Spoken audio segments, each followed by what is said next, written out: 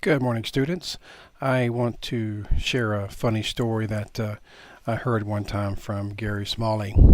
He was talking about some of the differences between men and women, and one of the things he talked about was if you had a group playing football or softball or something, and you had one group was all men and the other group was all women, he was comparing some of the things that he noticed.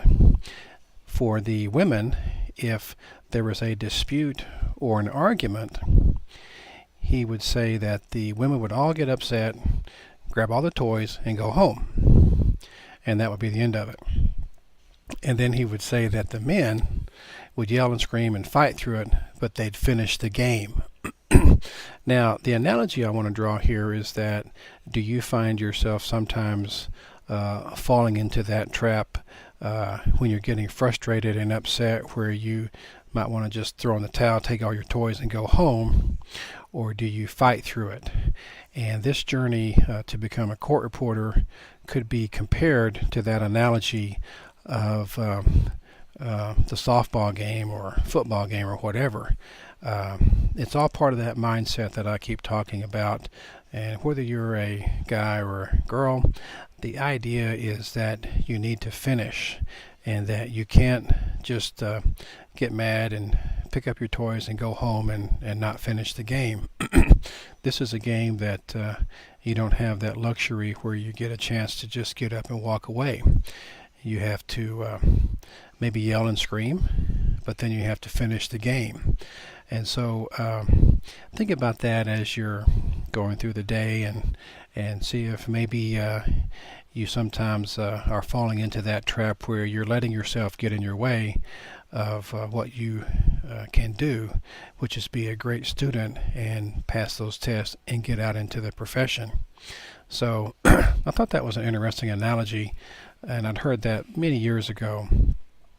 But I've seen sometimes how the differences are between men and women, and I think sometimes maybe the emotions get in your way to where you forget the big prize here, which is to become a court reporter. Now, I'm not saying all women are like that, and so let's not go down all that whole path, but I just thought that the analogy was kind of interesting. And the other thing I was going to talk about is one of the students just asked a while ago about losing their focus, and they start out really good and then they kind of don't do so good and then they finish strong. And what I told them and what some of you are probably doing is you're sitting there, you're riding along and you're thinking, oh my God, I'm getting it. And then you panic and you're writing some and then you think, oh, I missed that. So then you start talking to yourself. So not only are you trying to listen to the dictation, you're listening to that little voice that's taking up space in your head and just screaming right now saying, I'm getting it, I'm not getting it, I'm having trouble, blah, blah, blah. When in reality, you need to tell that voice to shut up. And when you do that, you can focus back on the speaker. But if you let that little voice in your head start screaming and getting in your way, it's going to cost you during the testing. So what you need to do is when you start that test, focus and focus only on the test and try to keep that little voice from getting in your way. If you can do that, I think you'll find that you're writing better in the test and that you'll get better results.